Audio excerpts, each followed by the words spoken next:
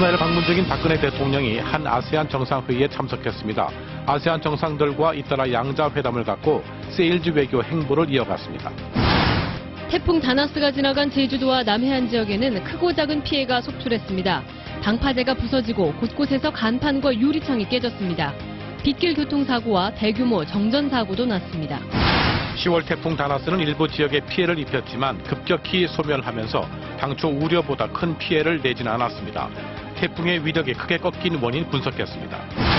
한글날을 맞아 우리말, 우리글의 소중함을 되새기는 다채로운 행사들이 열렸습니다. 세종대왕이 한글을 반포하던 순간이 재현되고 한글로 디자인한 옷을 선보이는 패션쇼도 열렸습니다. 한글날이 23년 만에 다시 공휴일로 지정되다 보니 태극기를 달아야 하는지 혼란스러워하는 시민이 많습니다. 달아야 되냐 말아야 되냐 가족들하고 좀 논의를 했었는데요. 태극기 다는 날은 법으로 정해져 있는데 언제인지 알아봅니다. 삼성전자가 미국에서 스마트 시계를 출시하면서 현지 TV에 광고를 했는데 아이폰 광고를 베낀 것 아니냐는 논란이 일고 있습니다. 오바마 대통령까지 애플을 거들고 나서면서 삼성과 애플 간 신경전이 벌어지고 있습니다. 일본 방사능 우려로 국산 갈치와 고등어까지 피해를 입고 있는데 대표적인 가을 수산물인 굴도 가격이 떨어져 어려움을 겪고 있습니다. 해꿀 수확이 시작된 남해안 굴 양식장 현지 취재했습니다. 저출산으로 산모가 줄면서 문을 닫는 산부인과가 속출하고 있습니다. 전국에 분만 시설이 단 한 곳도 없는 시나 구는 50곳이 넘습니다. 고위험 임신을 충분히 대처할 수 있는 인적 자원 또 물적 자원이 부족한 상황이 벌어지고 있습니다. 출산 난민이라는 말까지 나오고 있는 실태 취재했습니다. 성형수술을 받다가 쓰러지거나 수술 뒤 부작용을 둘러싼 분쟁이 급증하고 있습니다. 환자들의 소송이 늘고 있지만 성형소송은 최종 판결까지 평균 5년이 걸립니다. 왜 이렇게 배상받기가 어려운 건지 취재했습니다. 보험금 청구에 쓰이는 진료 확인서나 진단서 발급 비용이 병원마다 천차만별입니다. 무료가 있는가 하면 몇만 원씩 받는 곳도 있습니다.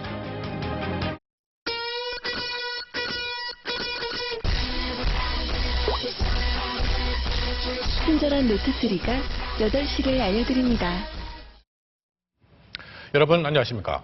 박근혜 대통령은 오늘 브루나이에서 동남아시아 10개국 지역협력체인 아세안 정상들과 만나 세일즈 외교를 이어갔습니다. 경제 협력을 넘어 안보 협력도 굳건히 하기 위한 대화체 신설도 합의됐습니다. 윤지훈 기자가 보도합니다.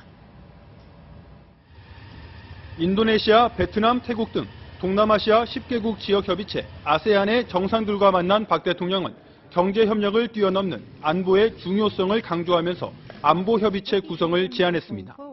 아세안 정상들은 내년 초 차관 복급에 한 아세안 안보 대화를 여는 데 합의했습니다. 박 대통령은 이어 북한 핵이 용납될 수 없음을 거듭 강조했고 아세안 정상들은 한반도 신뢰 프로세스에 지지를 표명했습니다. 사회 문화면에선 한류에 대한 교류 협력이 논의됐습니다. 정치, 외교, 경제, 문화 등 모든 면에서 폭넓은 교류가 이루어지기를 기대합니다. 경제 분야에선 아세안 개발 격차 해소를 위한 노력과 한 아세안 비즈니스 협의회 설치를 위한 공동 노력이 합의됐습니다. 이러한 경제 분야에서의 합의는 대기업에 비해 해외 진출이 저조했던 중소기업들이 동남아 지역에 활발히 진출하는 계기가 될 것이라고 정부 관계자는 설명했습니다. 앞서 박 대통령은 하사날 볼키아 브루나이 국왕과 호주 에벗 총리, 싱가포르 리센룽 총리를 잇따라 만나 우리 기업의 수주 확대 요청 등 세일즈 외교를 이어갔습니다.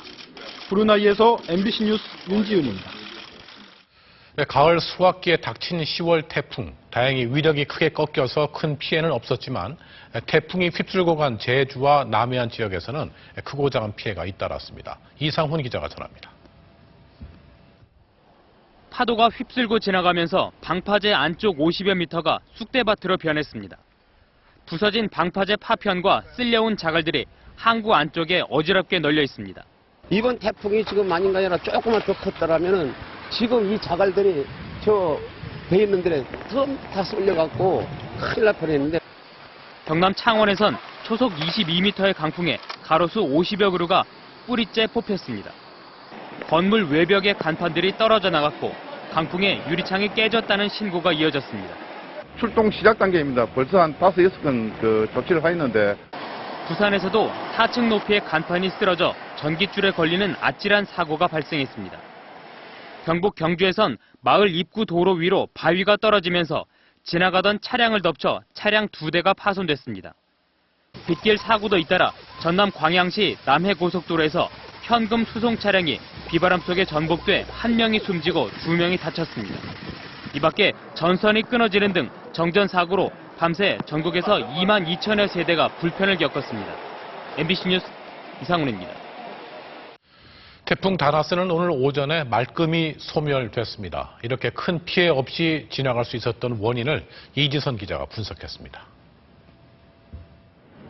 거대한 비구름을 몰고 빠르게 북상하던 태풍 다나스가 제주 남쪽 해상에서 급격히 세력을 잃기 시작합니다. 서태평양과 동중국해의 아열대 바다를 지나며 몸집을 불려왔지만 25도 이하의 차가운 남해바다를 만나 제대로 에너지를 공급받지 못한 겁니다. 여기에 한반도 상공에 부는 강한 편서풍에 태풍의 윗부분이 부서지면서 힘을 잃었습니다. 우리나라 부근의 차가운 바다와 상층의 찬 공기 세력과 만나면서 급격히 약화되어 빠르게 동해상으로 빠져나갔습니다. 한반도가 태풍의 왼쪽 반원에 들어가면서 태풍의 이동 방향과 풍향이 맞부딪혀 풍속이 약해졌고 태풍의 이동 속도가 빨라 체류 기간이 짧았던 것도 피해가 최소화된 원인입니다. 태풍이 지나간 한반도는 하루 종일 맑고 쾌청했습니다. 오늘 경치 아주 좋고 날씨도 시원하고 좋은데요. 곡식이 연그러가는 너른 들판에는 나달마다 황금빛 가을이 내려앉았습니다. 일조량이 아주 좋고 수확량도 많을 것 같고 가을 날씨치고는 최고입니다. 태풍의 바람이 대기 중에 먼지를 날려보내면서 전국 대부분 지역의 가시거리가 20km를 넘었고 서울의 미세먼지 농도는 평소 5분의 1 수준인 세제곱미터당 6마이크로그램까지 떨어졌습니다. 기상청은 금요일에 중부지방을 중심으로 비 소식이 있지만 주말에는 전국이 다시 맑고 쾌청한 가을 날씨를 보일 것으로 전망했습니다. MBC 뉴스 이지선입니다. 태풍 다나스는 물러갔지만 지금 서태평양에서는 2개의 태풍이 잇따라 만들어지고 있습니다. 올해 왜 이렇게 10월 태풍이 잦은지 김승환 기자가 보도합니다. 북서태평양 열대 해역이 다시 요동치고 있습니다. 필리핀 동쪽과 괌 남동쪽 해역에서 2개의 구름덩이가 잇따라 태풍으로 발달해 북상할 전망입니다. 이 태풍들이 또 한반도로 올 가능성은 낮아 보이지만 기상청은 경계를 늦추지 않고 있습니다. 최근 10월 태풍의 위협이 예사롭지 않기 때문입니다. 늦가을 서태평양과 동북아 상공의 기류가 변하고 있습니다. 지난 20년간 태풍의 에너지원인 서태평양 원풀의 열 용량은 10%나 증가했고 태풍 발달에 유리한 28도 이상의 고수온 해역도 매년 50km씩 한반도 부근을 향해 확장하고 있습니다. 원풀 지역이 북상한다는 것은 태풍이 발생할 수 있는 좋은 조건이 만들어진다는 것이고 반면 태풍의 북상을 저지하는 편서풍은 약화돼 지난 30년간 매년 초속 0.2m씩 풍속이 줄고 있습니다. 태풍은 더 강해지는데 방어선은 약해지고 있는 겁니다. 지구 온난화로 고위도의 온도가 더 올라가면서 저위도와 고위도의 온도차가 줄면서 한반도 상공에서 편서풍이 변화하고 있는 것으로 생각됩니다. 따라서 올해 또 태풍이 오지는 않는다 하더라도 해가 갈수록 10월 태풍의 위협은 증가하고 위력도 강해질 것이란 전망이 나오고 있습니다. MBC 뉴스 김승환입니다.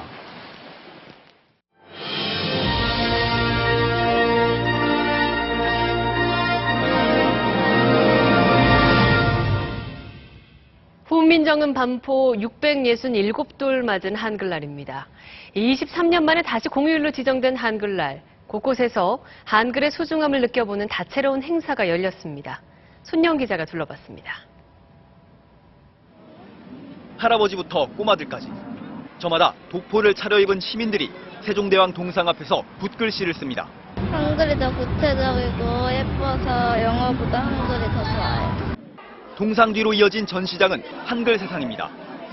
1000명의 시민이 만든 한글 장식이 벽면을 가득 채우고 반대편엔 삐뚤빼뚤 외국인들이 쓴 한글 작품이 빼곡합니다. Only 28 characters, very easy to learn the alphabet. 한글 예뻐요. 세종대왕릉이 있는 여주에서는 567년 전 훈민정음을 반포하던 순간이 재현됐습니다. 새로 28자를 맹가노니. 곧이어 열린 한글 패션쇼. 대학생들은 직접 한글로 디자인한 옷을 무대에서 뽐냅니다. 한글 뜨개질과 한글 문양 손수건, 도자기 만들기 체험도 이어졌습니다. 이런저런 행사가 많아서 애들한테 참 좋은 것 같아요. 23년 만에 다시 공휴일로 지정된 한글날. 태풍이 지나간 맑은 날씨 속에 곳곳에서 한글의 소중한 의미를 되새겼습니다. MBC 뉴스 손영입니다.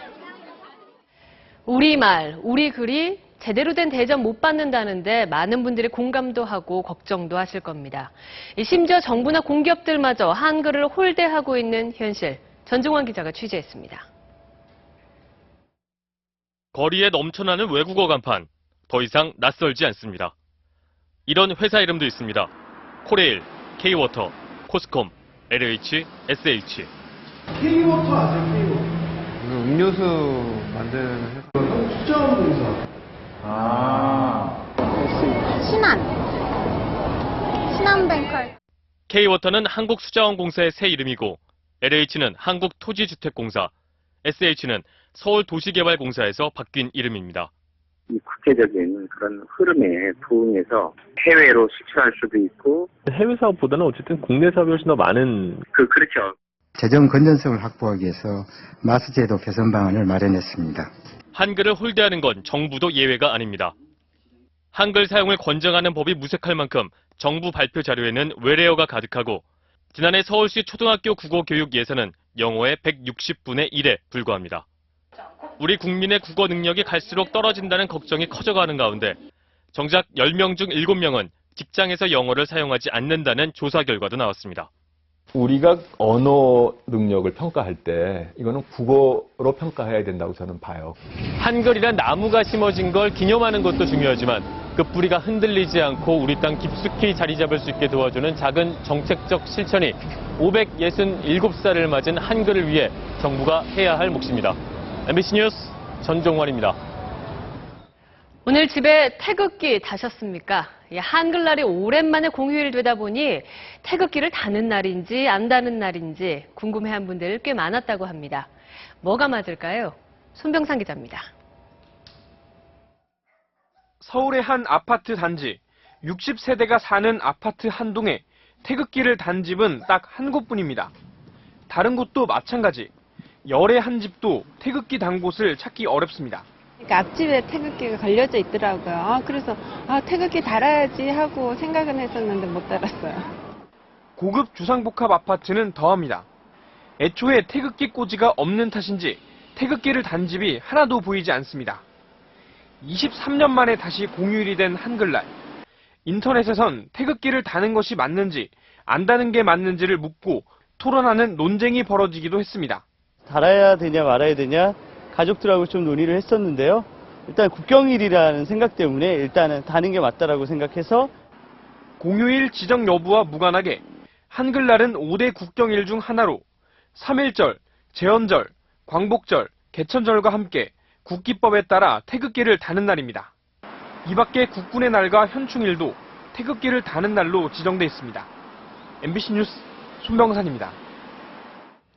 삼성전자가 최근 출시한 스마트 시계 미국 TV 광고가 과거 애플의 아이폰 광고를 베낀 것 아니냐는 의혹에 휩싸였습니다. 때마침 오바마 대통령까지 애플을 거들고 나서서 삼성 때리기 논란이 일고 있습니다. 로스앤젤레스 김성우 특파원의 보도입니다. 삼성전자가 최근 미국에서 선보인 스마트 시계 갤럭시 기어의 TV 광고입니다. 손목 시계가 첨단 통신 장비로 쓰인 영화, 애니메이션 장면들이 연이어 나옵니다.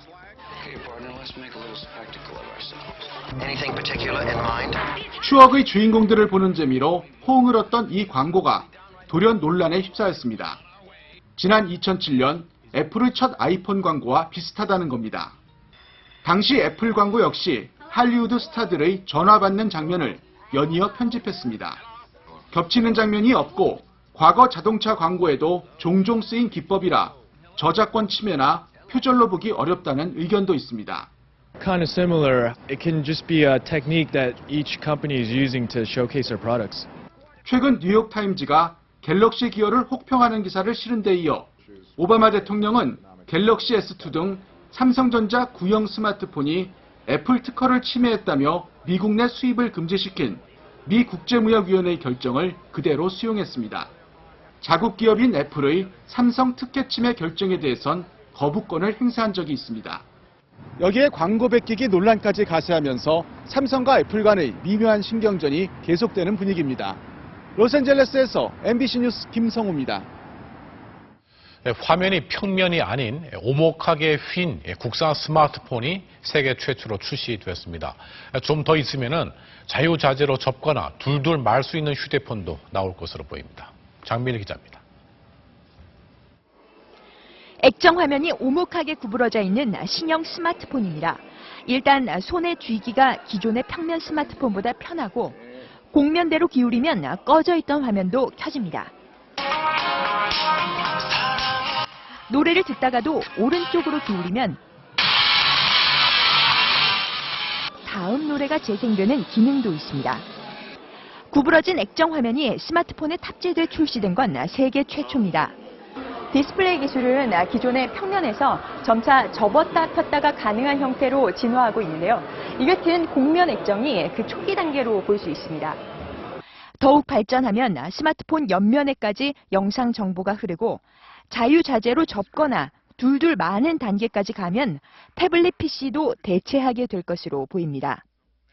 접거나 손목에 차는 TV, 특수 헬멧 등 휘어지는 디스플레이 기술이 활용될 수 있는 분야는 무궁무진합니다.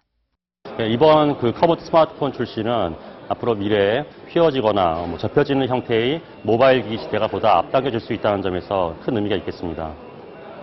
혁신 전쟁의 최전선에 선 휘어지는 디스플레이 기술.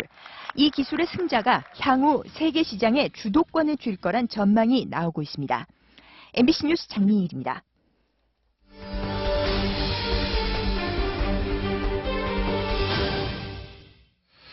일본 방사능 공포로 남해안에서 갈치와 고등어가 억울하게 피해를 입고 있는데요. 제철 맞은 대표적인 가을 수산물인 굴도 값이 떨어져서 위기를 맞고 있습니다. 남상호 기자가 굴 양식장 현장 취재했습니다. 마치 모를 심어놓은 듯 흰색 부표가 줄지어 떠있는 거제도의 남해바다. 물속에는 6m 길이로 늘어진 밧줄마다 어른 손만한 굴 수백 개가 촘촘히 연그러 있습니다. 씨앗 같은 상태의 어린 굴이 양식용 껍데기에 자리 잡기까지 1년, 또 적당한 크기로 자랄 때까지 1년, 이렇게 굴을 수확하기까지는 2년의 시간이 필요합니다. 태풍 다나스의 영향이 아직 남아있어 비가 쏟아지는 날씨에도 햇굴 수확은 시작됐습니다. 여름을 잘라 어느 해보다 씨알 굵은 굴을 거두게 됐지만 어민들의 표정이 편치만은 않습니다. 꿀이 바람이 없는 바람에 꿀이 다 괜찮고 너무 좋습니다. 일본 바람에 지금 좀 상당히 불안한 그게 많습니다.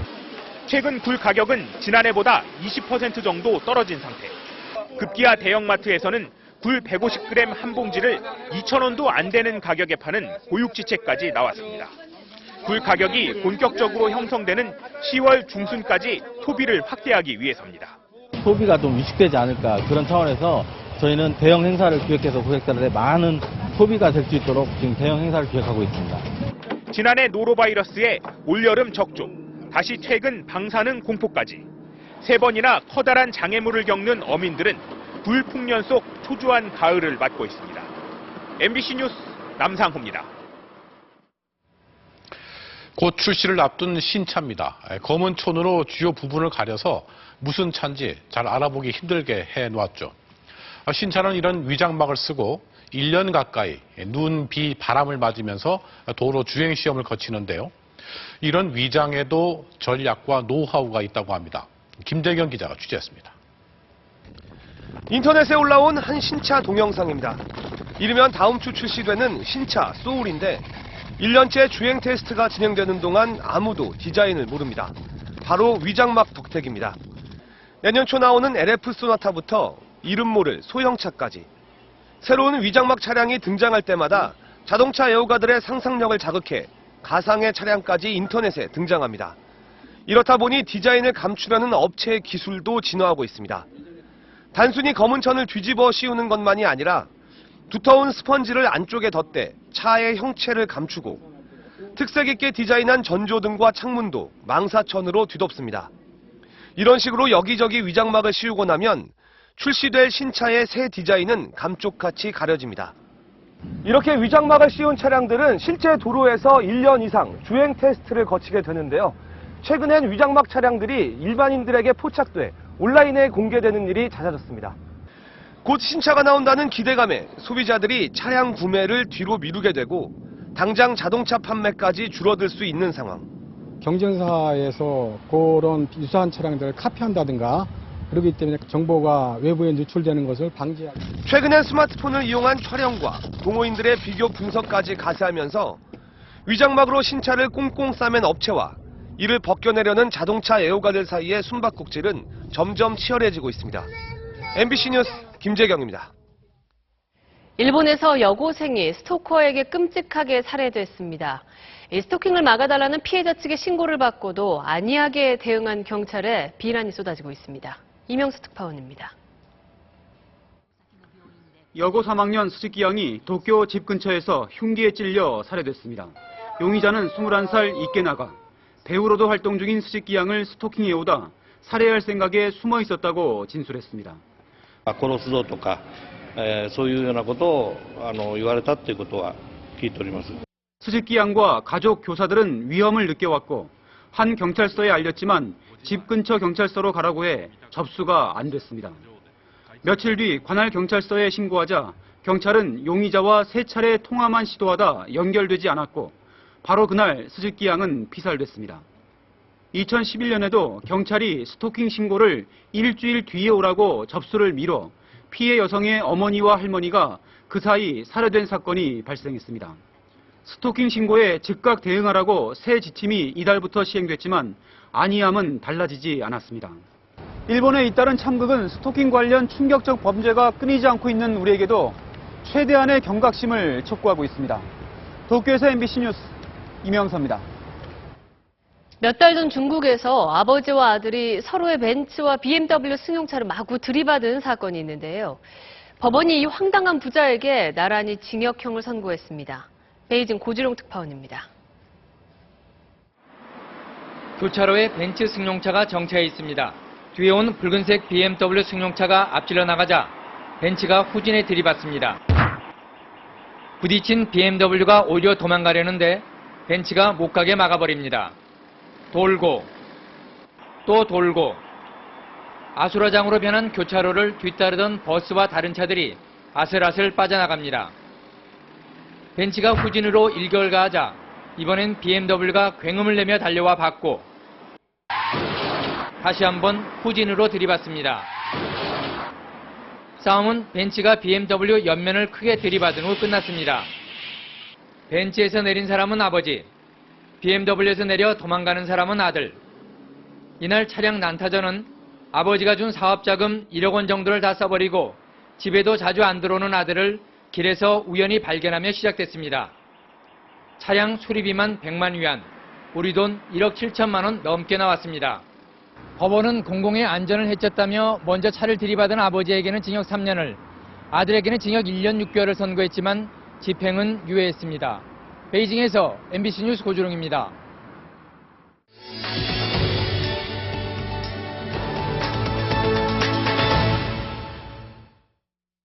내일은 임산부의 날입니다.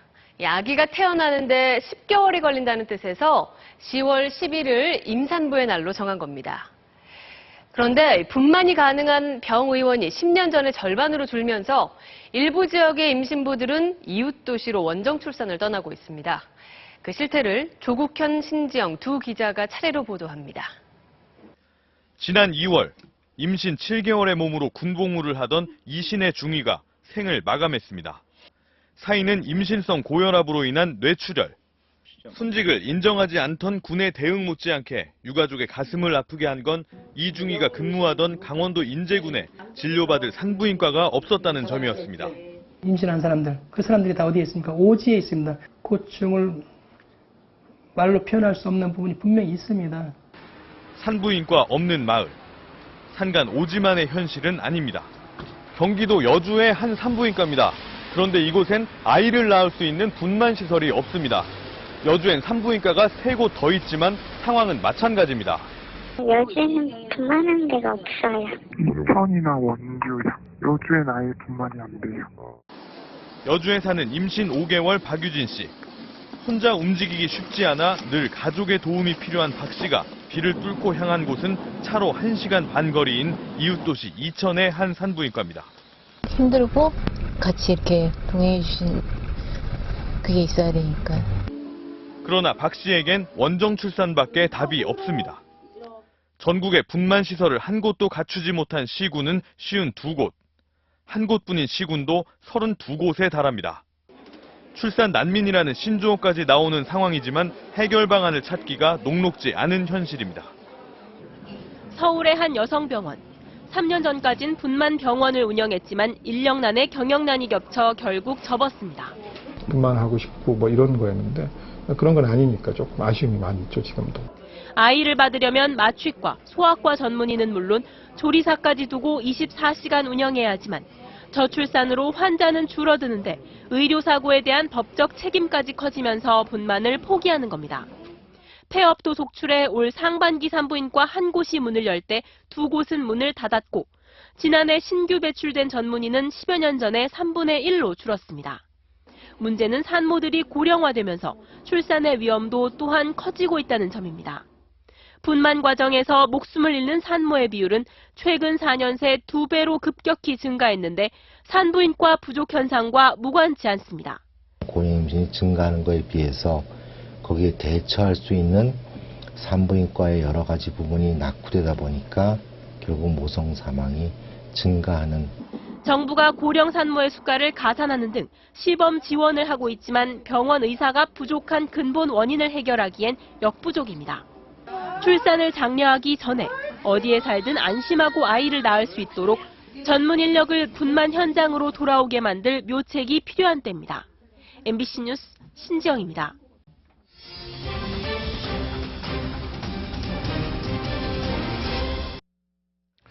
대한민국이 세계에서 성형수술을 가장 많이 한다는 통계가 나왔죠. 그만큼 부작용 피해도 늘고 있습니다. 하지만 다른 의료 분쟁에 비해서 원인 규명이나 배상이 어려운 현실, 뉴스플러스에서 들여다봤습니다. 먼저 김나라 기자입니다.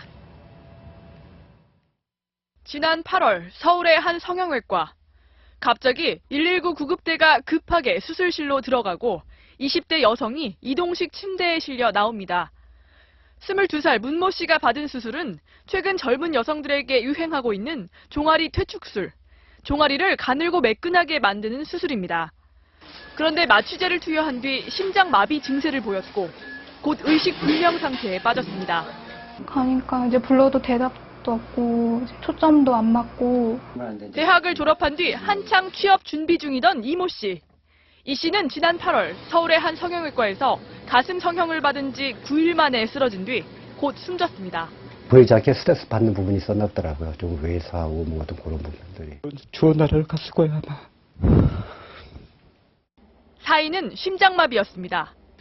이 두 환자를 수술한 병원들은 수술에는 전혀 문제가 없었고 수술과 심장마비와의 인과관계도 확인되지 않았다는 입장을 내놨습니다. 중간에 이렇게 딱히 뭐가 문제라고 볼 수 있을 만한 게 없어가지고 저희 쪽도 궁금한 부분이 많아요. 결국 두 가족 모두 소송을 선택했지만 의료 과실을 입증하는데 몇 년이나 걸릴지 막막한 상황입니다. 우리나라는 인구 77명당 1명, 20대에서 40대까지 도시 사는 여성은 5명 중 1명꼴로 성형수술을 받아 세계에서 성형수술을 가장 많이 하는 나라로 조사됐습니다. 수술 부위도 쌍꺼풀뿐 아니라 처진 턱살, 늘어난 뱃살 등 점점 더 다양해지고 있습니다. 그러다 보니 지난 5년간 성형수술로 인한 부작용 피해 사례는 3배 이상 증가했습니다. 지금 보시는 두 사진은 한 여성의 안면 윤곽 수술 전후 사진입니다. 이 여성은 턱이 비뚤어졌다면서 수술이 잘못됐다고 주장하고 있고 병원 측은 회복되는 중이라면서 수술이 잘못된 게 아니라고 말하고 있습니다. 이렇게 수술 결과를 놓고 환자와 병원 측의 의견 대립이 심한 것도 성형수술 분쟁 해결이 어려운 이유인데요. 장유진 기자가 취재했습니다. 서울의 한 성형외과 앞. 한 여성이 얼굴을 갸름하게 보이기 위해 받은 안면 윤곽술이 잘못됐다며 매일 시위를 벌이고 있습니다. 이 여성은 얼굴에 흉터가 심각하고 턱도 분명히 비뚤어져 있다며 병원 측에 손해배상을 요구하고 있습니다. 딱 봤을 때 돌아간 부위라던가 이제 여기 딱딱하고 부은 부위 때문에 밖에를 제가 못 나가고. 하지만 병원 측은 취재진에게 보낸 서면 답변서에서 수술 뒤 10주밖에 되지 않아 부기가 빠지지 않았고 흉터도 시간이 흐르면 없어질 것이라며 재수술이 필요한 상태가 아니라고 밝혔습니다. 양 당사자 사이에 심각한 현저한 입장차가 있다고 이제 봐야 되겠죠. 그래서 이제 분쟁은 많을 수밖에 없는 것 같고. 수술 결과에 대한 판단이 달라 소송으로 갈 경우 외모와 체질의 연관성 등을 따져봐야 하기 때문에 다른 의료 소송보다 감정 과정이 더 까다롭습니다. 의료 과실에 대한 최종 판단도 결국 성형외과 의사들이 내리는 만큼 환자의 주장을 반영하기는 더 어려운 게 현실입니다. 선배나 후배나 아니면 누가 또 다른 데 걸쳐서 있을 때 연락이 오면 한 시기에 판정을 내리고 그래 뭐 피곤해. 그러니까 그런 게 싫은 거예요 다. 성형수술 소송의 경우 최종 판결까지 평균 5년이 걸립니다.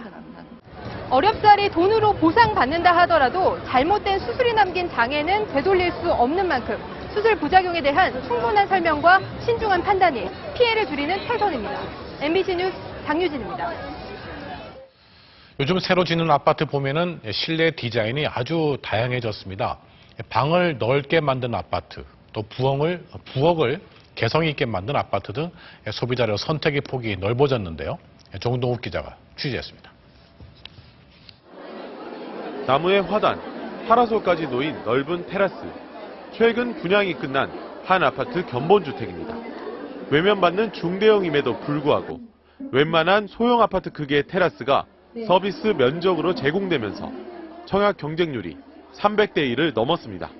강아지 방도 있네. 또 다른 아파트는 면적은 단 2가지지만 선택할 수 있는 공간 평면은 45가지나 됩니다. 또 부부를 위한 힐링형 평면은 넓어진 안방이 중심이고 가족형 평면은 주부를 고려해 부엌에 미닫이 문을 만들고 서재로 쓸 수 있는 알파룸을 갖췄습니다. 면적을 넓히는 건 이제 기본. 전용 면적 84제곱미터 아파트를 확장 시공하면 절반 넘는 면적이 새로 생깁니다. 옛 20평대 분양가로 방이 4개인 옛 30평대 후반 아파트를 살 수 있는 겁니다. 무조건 분양가 할인을 요구하기보다는 방을 하나 더 달라고 하거나 테라스 하우스, 펜트하우스 등 소비자들의 새로운 평면에 대한 요구가 갈수록 진화하는 평면. 그러나 추가 비용이 들기도 하므로 신중할 필요가 있습니다. 나중에 절대적으로 가격은 층과 향에 따라서 또 결정될 수도 있기 때문에 보다 싼 가격에 더 넓은 집을 원하는 소비자들이 늘어나면서 건설사들의 평면 전쟁은 계속되고 있습니다. MBC 뉴스 정동욱입니다. 오늘 30일 치러질 재보선의 대진표가 확정되면서 여야의 본격적인 선거전이 시작됐습니다. 김지훈 기자입니다.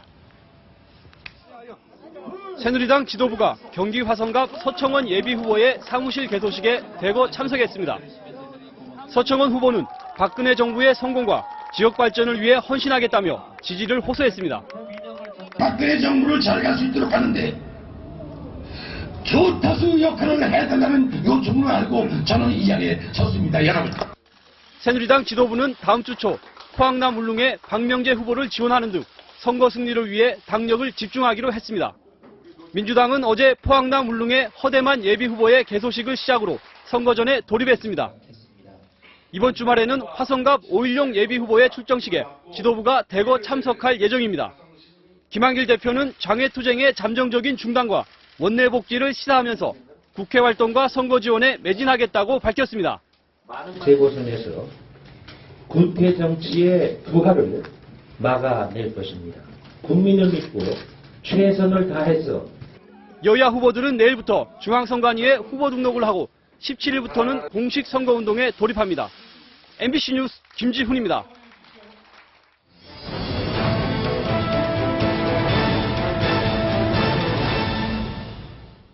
다음 주부터 국정감사가 시작됩니다. 올해도 혹시나 하는 기대가 역시나 하는 실망으로 끝나지 않도록 국정감사의 문제점 시리즈로 짚어보겠습니다. 오늘은 국감 때마다 벌어지는 과다한 자료 요구와 행정마비 실태를 김세로 기자가 취재했습니다. 늦은 밤 세종시 정부청사. 직원들이 늦더위를 식혀가며 국정감사 자료를 준비하고 있습니다. 이 부처의 담당과 공무원 한 명이 처리하는 의원들의 질의 건수는 평균 10건. 요구 자료 수백 건을 처리하는 부처가 많습니다. 의원들의 자료 요구는 국정감사 일주일 전부터 쏟아집니다. 대부분 하루 만에 자료를 제출하라고 압박해 일반 업무는 신경 쓸 겨를이 없습니다. 내일까지 제출하라고 하는데 지금 밤새 황당한 자료 요구도 많습니다. 과거 실시한 대국민 설문 자료를 모두 달라거나 부서의 10년치 물품 구입 영수증을 모두 제출하라는 의원도 있었습니다. 10년치 또는 5년치 자료를 갖다가 과도하게 요구한다든가 이런 것은 불합리한 요구이지 않나. 인쇄소에서 쉴 새 없이 찍어대는 자료들. 이 업체 한 곳에서만 지난해 5톤 트럭 5대 분량을 처리했습니다. 시간을 쪼개서 2교대, 3교대 해서 납품 일정을 마치고 있습니다. 이렇게 마련된 자료 가운데 상당량은 제대로 활용도 못한 채 폐기됩니다. 의원님들이 질의하는 부분도 좀 더 선택과 집중을 해가지고 피감기관인 행정부처도 문제는 있습니다. 질책을 피하려고 중요한 자료를 감추거나 부실하게 만들어 국감 직전 밀어넣는 식입니다. 적극적으로 낼 건 내고 또 알릴 거 알려주고 업무를 바로잡는 계기를 삼자. 행정력 낭비 논란 속에 올해도 국정감사는 과거처럼 준비되고 있습니다. MBC 뉴스 김세로입니다. 보험금 청구 등에 쓰려고 병원에서 진료 확인서나 진단서 떼려면은 발급비를 받습니다. 그런데 이 발급비가 병원마다 또 용도마다 천차만별입니다. 조울성 기자입니다. 48살 이모 씨는 어깨 부상 보험금을 받기 위해 병원 5곳에서 진료 확인서를 끊었습니다. 무료에서 15,000원까지 천차만별. 심지어 한 곳은 진료비가 10,000원인데 진료 확인서는 15,000원으로 배보다 배꼽이 컸습니다. 내고 가든지 아니면 뛰지 말든지 둘 중에 하나를 선택하라. 이런 이야기를 하더라고요. 무작위로 병원 10곳을 확인한 결과 진료 확인서는 무료에서 2,000원, 3,000원, 2만 원, 진단서는 10,000원에서 2만 원으로 제각각이었습니다. 게다가 같은 병원에서도 진단서 용도에 따라 발급 비용이 달라 의문이 더하고 있습니다. 한 병원의 경우 진단서는 15,000원인데 경찰에 제출하는 상해 진단서는 10만 원, 법원에 내는 진단서는 30만 원입니다. 법적인 책임 소재 부분이 있기 때문에 이 서류 되게 많이 나가냐. 그렇기 때문에 이 감정료 법원에 내는 서류는 비싸게 책정될 수밖에 없습니다. 지난 2010년 국민권익위는 보건복지부에 표준화 기준 마련을 권고했지만 의료기관과 보험회사의 이해 문제에 부딪혀 있습니다. 이게 워낙 다양한 부분들이 이제 의견들이 있고 이해관계가 있다 보니까 입장 통일이 안 된다는 얘기인 거죠. 매년 국민신문고로만 100건 넘는 관련 민원이 잇따르고 있지만 정부는 묵묵부답입니다. MBC 뉴스 조울선입니다. 공기처럼 물처럼 우리 일상에 함께하고 있는 한글. 정작 우리는 그 소중함을 잊을 때가 많은데요.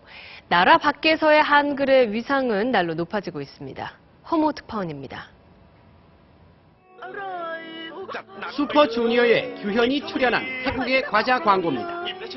고기 구이집 간판이 한글로 돼 있고 등장인물 너머에도 한글이 써져 있습니다. 맛있다. แปลว่าอร่อย 과자 봉지 한 켠에도 한글이 뚜렷하게 보입니다. 한글이 현지 소비자들에게 제품에 대한 신뢰감을 주기 때문입니다. 태국에서 최근 100개 가까이 매장을 늘리며 성업 중인 화장품 가게입니다. 제품 하나하나 한글이 빼곡합니다. 어떤 제품은 묘하게 한국산처럼 보이게 만들어져 있고 잘못 써진 한글도 눈에 띕니다. เพราะว่าต้องการให้ลูกค้าค่ะเชื่อมั่นว่าสินค้าของเรามาจากเกาหลีจริงๆค่ะ 현지인이 운영하는 음식점 간판에도 한글이 크게 써져 있는데 태국 북쪽 지방 사투리로 맛있다는 뜻입니다.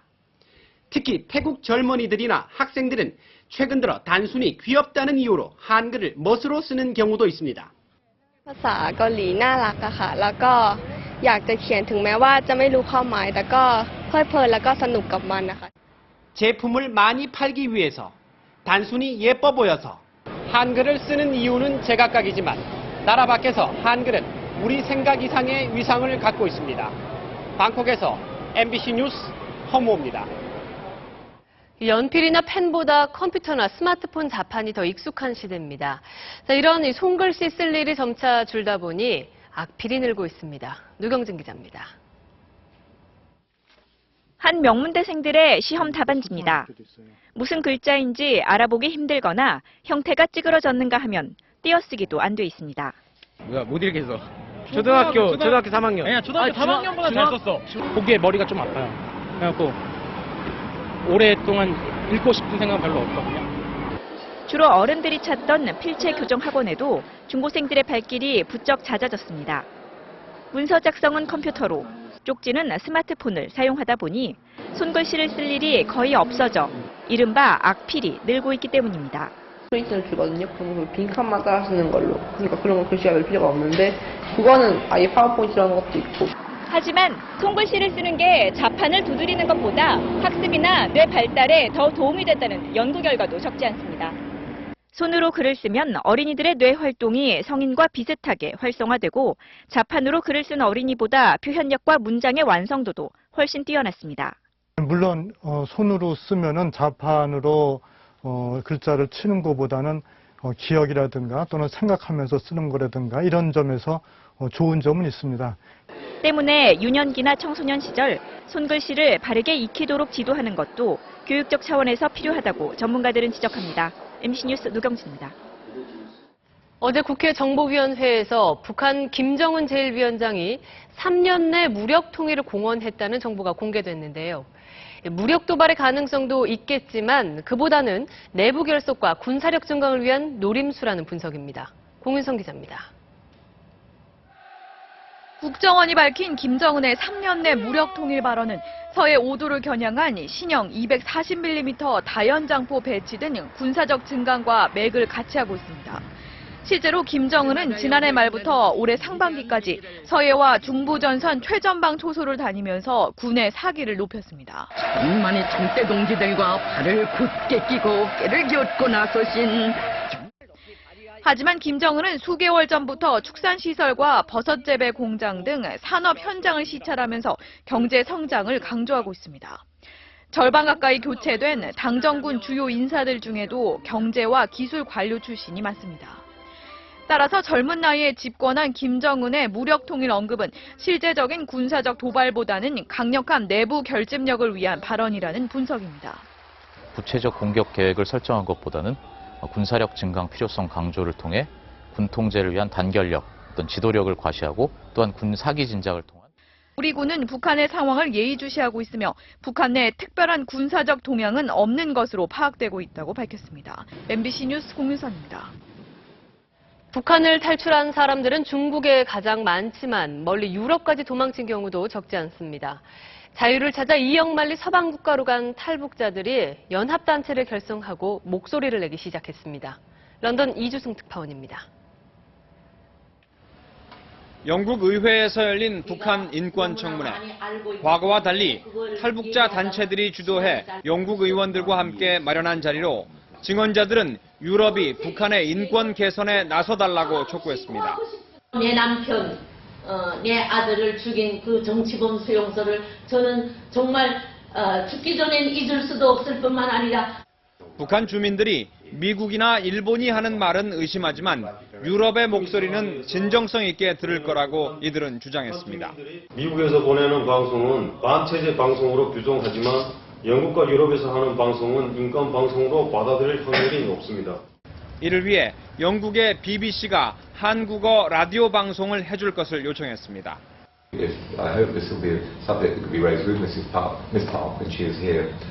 유럽과 미국, 캐나다 등 북미 지역의 탈북자 단체들은 국제 탈북자 연대를 출범시키고 탈북자의 강제 북송 반대 운동 등 활동에 들어갔습니다. 탈북자들은 합법적으로 정착한 사람만 영국에 600명, 유럽 전체로는 1,200명에 달하는 것으로 추산됩니다. 이들이 힘을 합치면서 유럽 사회에서도 북한 인권 문제에 대한 관심이 더욱 커질 것으로 예상됩니다. 런던에서 MBC 뉴스 이주승입니다. 올해 노벨 화학상은 카플러스 하버드대 교수와 레비트 스탠퍼드대 교수 그리고 워셜 남가주대 교수 이 3명에게 돌아갔습니다. 노벨위원회는 이들이 분자들의 복잡한 화학 반응을 예측할 수 있는 컴퓨터 시뮬레이션 모델을 개발해 화학 연구에 새 장을 연 공로를 높이 평가했다고 설명했습니다. 아웅산 폭탄 테러 30주년인 오늘 김규현 2.1차관 등 외교부 간부 30여 명이 서울 현충원을 찾아 순국 사절을 기리는 추모 행사를 거행했습니다. 서석준 부총리와 이범석 외무장관 등 외교사절 17명은 1983년 10월 9일 미얀마의 아웅산 묘소를 참배하다 북한의 폭탄 테러로 순국했습니다. 김경수 전 청와대 연설기획 비서관은 정상회담 대화록 초안이 표제부만 삭제됐을 뿐 문서 파일 자체는 청와대 이지원에 남아있었다고 주장했습니다.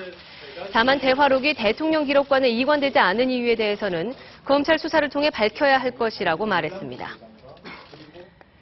동양그룹 부실 계열사에 투자했다 피해를 본 채권자 1,800여 명은 오늘 금융감독원 앞에서 집회를 갖고 경영진 처벌과 정부의 대책 마련을 촉구했습니다. 이들은 또 금융당국의 사실상 묵인 아래 동양그룹이 채권과 어음을 사기 판매했다며 신재윤 금융위원장 등의 사퇴를 요구했습니다.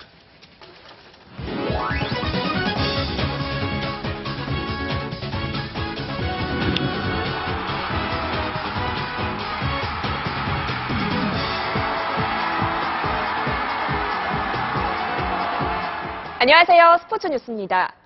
프로야구 준 플레이오프 2차전에서 넥센이 이틀 연속 끝내기 안타로 2연승을 거뒀습니다. 전운채 기자입니다. 어제 1차전에서 9회 말 이태근의 한 방으로 끝내기 승리를 거뒀던 넥센.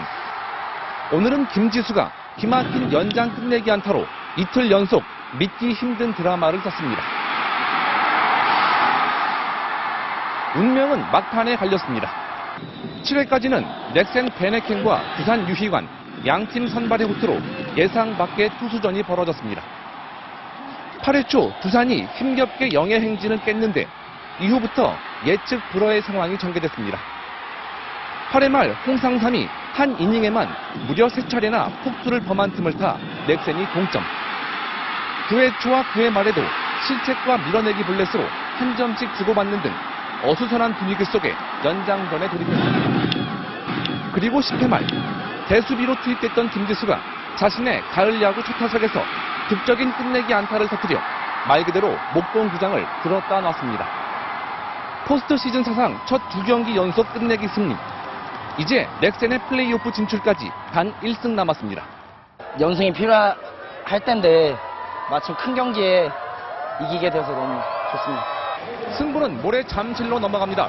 3차전 선발로 넥센은 오재영을, 두산은 노경원을 각각 예고했습니다. MBC 뉴스 전은철입니다. 몸값만 6천억 원에 가까운 스타군단 브라질이 우리와 평가전을 앞두고 오늘 처음으로 훈련을 공개했는데요. 이명진 기자가 다녀왔습니다.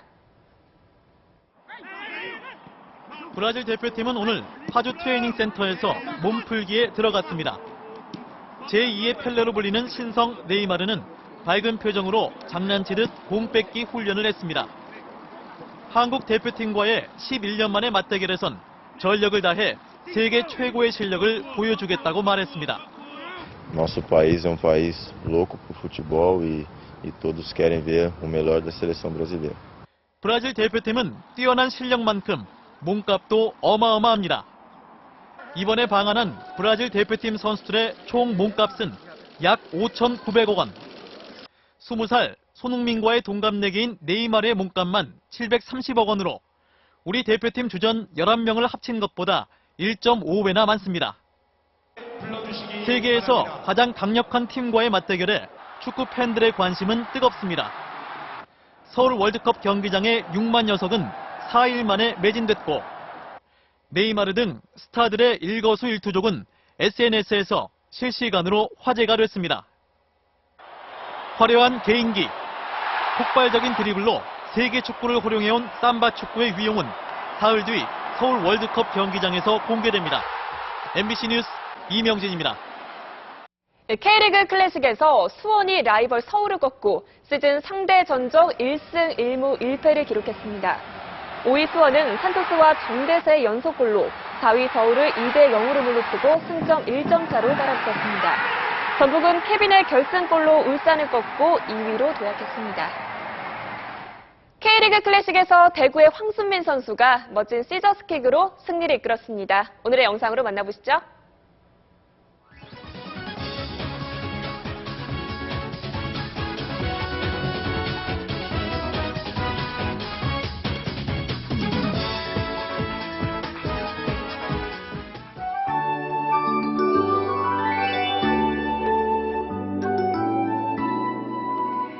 태풍이 지나간 뒤에 다시 쾌적한 가을 날씨를 되찾았습니다. 쪽빛 하늘에 햇살이 무척이나 따스했는데요. 내일도 중부지방에선 청명한 하늘을 볼 수 있겠습니다. 낮 기온도 25도를 대부분 웃돌면서 약간 덥게도 느껴지겠는데요. 큰 일교차를 조심하셔야겠습니다. 남부지방은 흐린 가운데 비가 내리겠는데요. 양은 5mm 안팎으로 찔끔 내리는 정도가 되겠네요. 모레는 중부지방을 중심으로 비가 오겠는데요. 비가 그친 뒤에는 부쩍 쌀쌀해지겠습니다. 주말에도 아침 공기는 꽤 차갑겠지만 내내 맑아서 나들이 즐기기에 무리가 없을 것으로 보입니다. 태풍 다나스는 오늘 오전 동해상에서 열대 저압으로 약화가 됐습니다. 지금은 전국이 대체로 맑은 날씨를 보이고 있는데요. 내일 남쪽으로는 기압골이 지나겠습니다.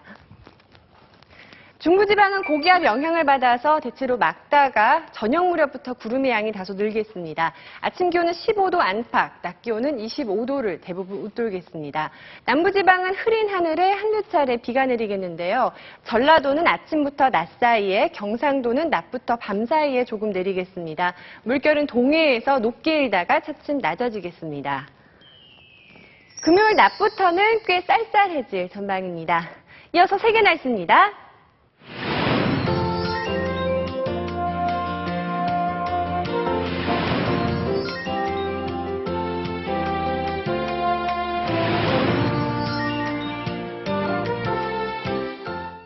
쌀 직불금 부정수령 관련 정정.